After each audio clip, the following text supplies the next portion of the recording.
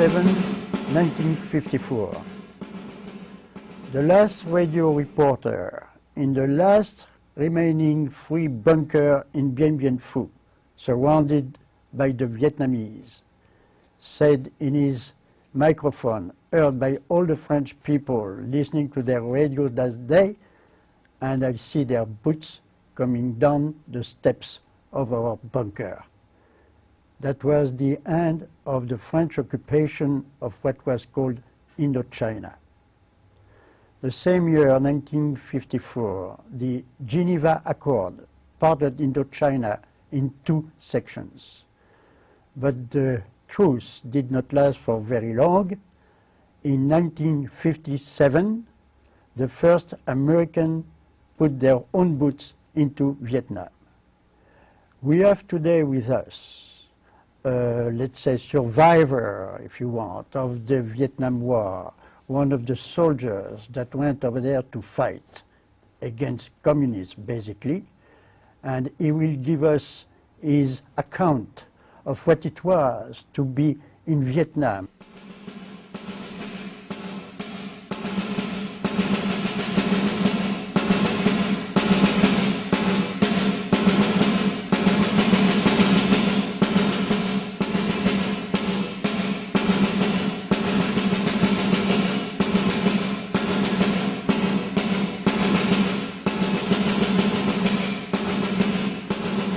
The first death I had seen was December 19th, 1967. Immediate helicopter in front of me. They were hit by indirect fire and they went down. It was interesting because years later, in 2004, I was at the National Archives at College Park, Maryland, and I'm reading about the helicopter being shot down. I learned it was shot down by our own indirect fire. It was shot down by an artillery outfit. This was a pattern that was repeated time and again throughout my entire time in Vietnam. An amazing amount of our casualties were from friendly fire, and if they weren't from friendly fire, they're from booby traps. Probably a total of 60 to 65% evenly divided, maybe 35% booby traps, 35% friendly fire, and the other 30% were actual KIA.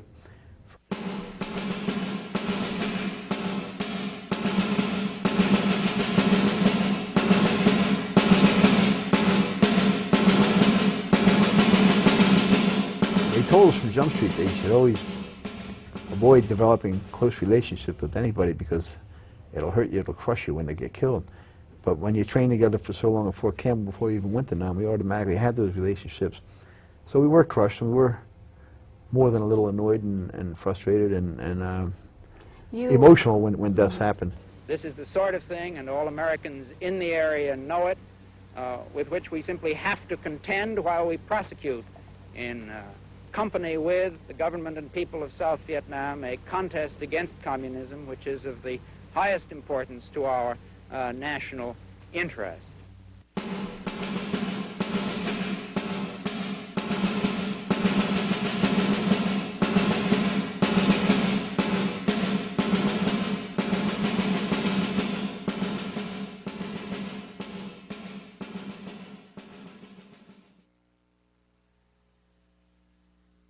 Speaking of close relationships, when we spoke once before, you described a situation that was very moving, and that was about a close relationship you had made with a young woman in Vietnam. Can you tell us a little bit well, about that? there was a number of them. One was written up in Pacific Stars and Stripes as a Viet mother warns GI and dies, and this is the March 24th edition of Pacific Stars and Stripes. It was a good 19 days after the battle, but what they did here was take a story of one particular woman that I knew from Song Bay and I had a relationship with. I was the reefer man for the longest for my battalion. I was the guy who went through the concertina wire and the razor ribbon and the barbed wire and around the bouncing betties and past the Claymore mines in the town without a weapon, and would come back with a suitcase full of reefer, you know. A popular guy with very everyone. Popular guy. And What this story here tells is that this is not the one that you're referencing, but this is the kind of relationship that I had with some women over there. A girlfriend of mine who I did the reefer deals with, and her sister. And her sister had a little girl. Right. And what burned me up was, in this story, it's portrayed that the woman warns the GI, me, and saves my life, and they try to make it sound like she saved the whole platoon.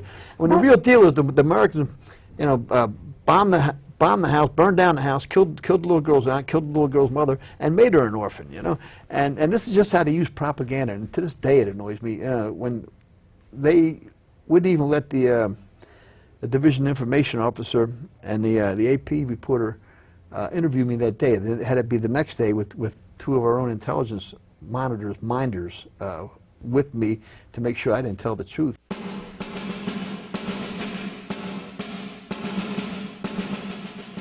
I believe this essential to help safeguard the freedom of South Vietnam and to save the lives of those South Vietnamese, Americans, Australians, New Zealanders, and Koreans who are fighting to ensure that freedom. They'll take something and just twist it. It's like in today's OIF theater, the Iraq theater, you keep hearing them say the press never reports what really happens. We've painted over 800 schools. Well, there's 18,000 schools. How about the other 17,200 schools that haven't been painted? They've been bombed, you know, to rubble. You know, they take something really, really minor and try to blow it up to be more than it is, and it's just not factual. And if in fact it were factual, there wouldn't be an indigenous uprising against the occupiers or against the invaders in this war, in that war, and probably every war over the last couple thousand years. There has to be a line. There has to be truth that's objective. That's a synthesis of both sides until you decide what is objective. But anyway, I'd spend 6, 7, 8 hours in town having a really nice time with people that, once again, all wore black pajamas, which didn't strike me as particularly, you know, it struck everyone else as they're Viet Cong, you know, because they bought the stereotypes. I just thought they were nice people, you know. Mm-hmm. And they were never mad at the American GI. They were always mad at the American economic system. And I had a girlfriend, Li Lei Lan, who was the first liberated woman I've ever met in my life. You know, a couple years later, I heard the phrase liberated woman for the first time, but the ones saying it weren't the first. You know, it was Li Lei Lan that was the first, and she really knew what the hell was going on. But automatically, a lot of people who saw or heard of this thought that Paris given map coordinates to the Viet Cong, because she would always show up. And it's not like it was a big secret. You know, a bunch of helicopters take off to make a hell of a lot of noise. When they land, a whole lot of dust comes up. Anyone can climb a tree and see where the hell they're at, you know, and figure it out. And you know, Li Lei Lan was always out there with what we needed, you know, for a nice time, and not a nice time, but refreshment, you know, for a really welcome break on a hot, nasty afternoon. You know, I freely admitted she was my girlfriend, but a lot of people thought she was Viet Cong. And it was interesting because the Red Cross had notified me that my father had to be unplugged from a ventilator because he was fixing to die. And from a lifetime of smoking Lucky Strikes, the same brand I smoke. And I got the Red Cross pays for the emergency trip home. So I flew into Travis Air Force Base outside of San Francisco, and I made a detour over to Kermit, Texas, up in West Texas, to bury Monty Cooley, who's on slab number 41 on the monument. And after I buried Mont with his family and whatnot, I went home. We unplugged my pop. He died, and I went back to Nam. I think it was April 6th, and Martin Luther King had gotten killed on April 4th. And first thing I want to do was go to town, see my girl. And I find out she's dead, and I just went nuts. And I wanted to know why, who, how, when, where. And the best I could find out was people from Bravo Company did it. You know, what's that? Bravo 1st 506, Bravo 2nd 506, because both battalions were in the base camp. And I couldn't pin it down.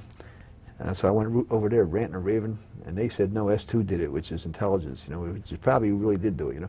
But the fact of the matter is, My girlfriend was riddled with bullets. I knew it wasn't the Viet Cong who did it. I knew it was the Americans who did it. I was really enraged the rest of my tour, and I don't know if I'll ever get over it, and I really don't think I'll ever get over it.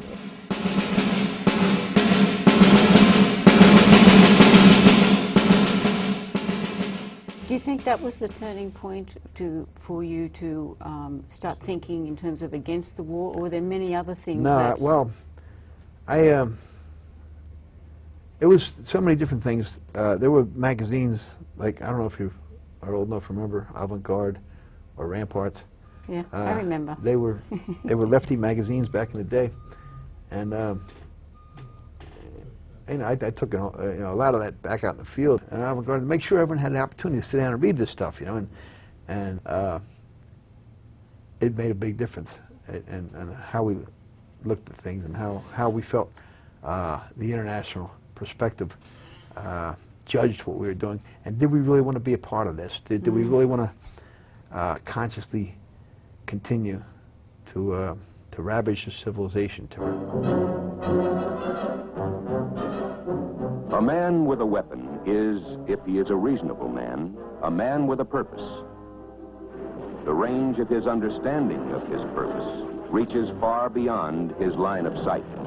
As soon as we go in a village, to make sure after we burned it that it wouldn't be rebuilt, we'd poison the wells by shooting water buffalo and chickens and everything else and throw them down in the well. Once you started to realize that it wasn't right, you felt uncomfortable with what you were doing, were you able to stop doing what you were doing? Well, I was down in the last couple of months, and the fact of the matter was it took like a year and a half to 2 years to get granted CO status. I wanted to go to college. I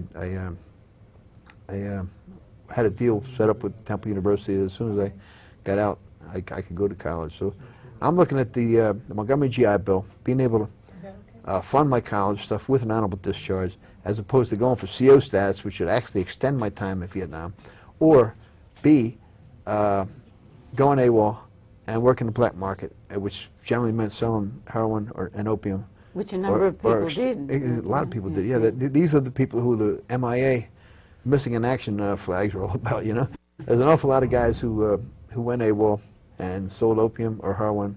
They were a good-sized segment of the group of GIs over there, but it was not a choice that I wanted to make. I just knew that if I just kept my eyes open, watch for tripwire, get home alive, and have the benefits being from a working-class family.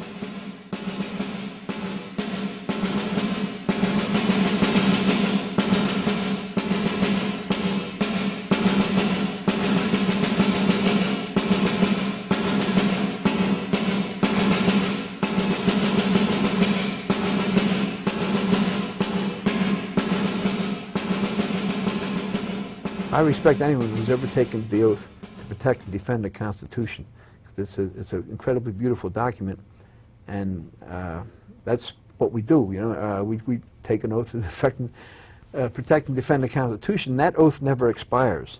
When we see a commander-in-chief violate the First Amendment, the Fourth Amendment, the Sixth Amendment, the Eighth Amendment, with mass movements of people off of their land and illegal invasion and doing things without congressional oversight and torturing people around the world and fondly admitting to the gulags around the world, he's the one who's violating the Constitution.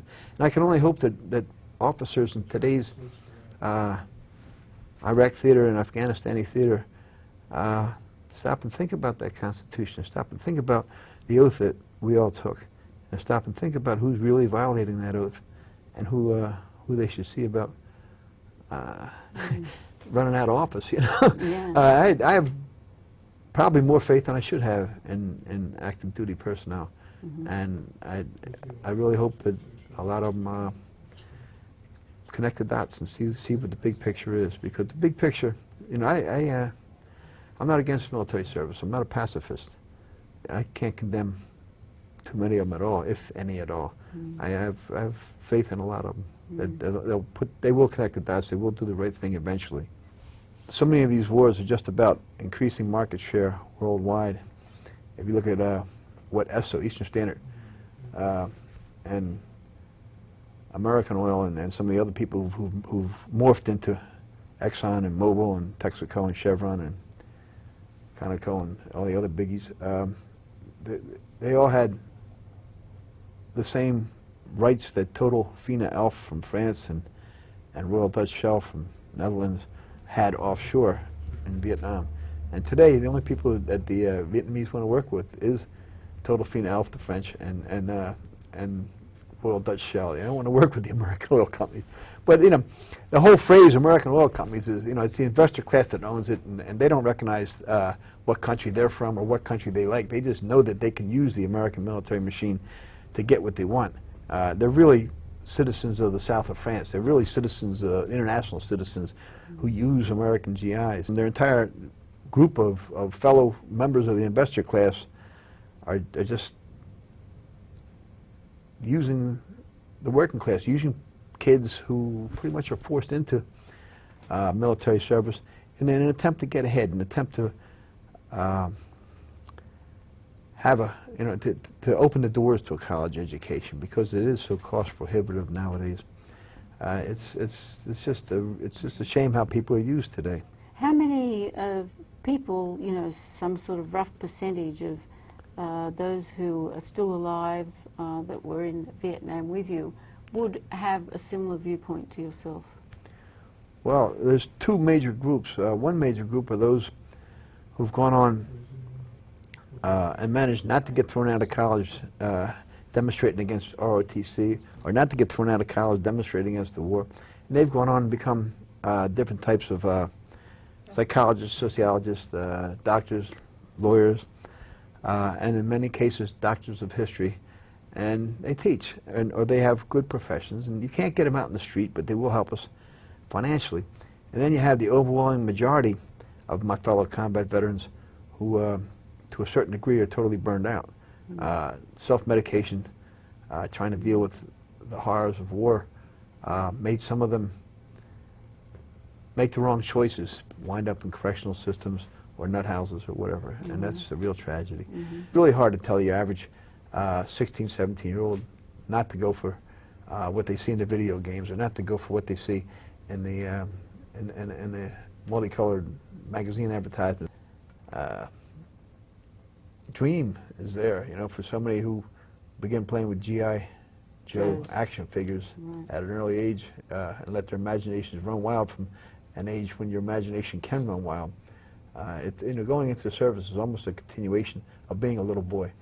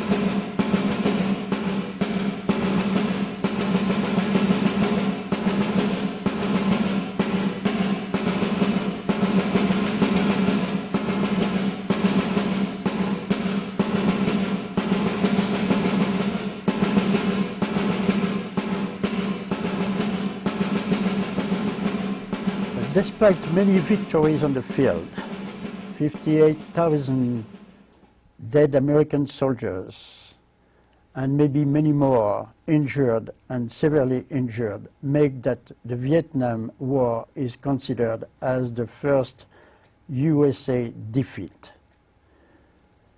Some 4 million civilians are supposed to have died also in the two conflicts, in the two Vietnam Wars. Now, those who fought over there and are still with us can be proud of themselves. because today they found out that they didn't fight for nothing. They fought really to defend us against communism. So this is the reason why at their breakfast, if they turn their cup of coffee, the cup itself, they will see that it is made in China. And China was, at that time, the supporter, the best supporter, the provider of weapons to the Vietnamese. So all our Vietnam vets can have their soul satisfied. They fight for the sake of their country. Amen.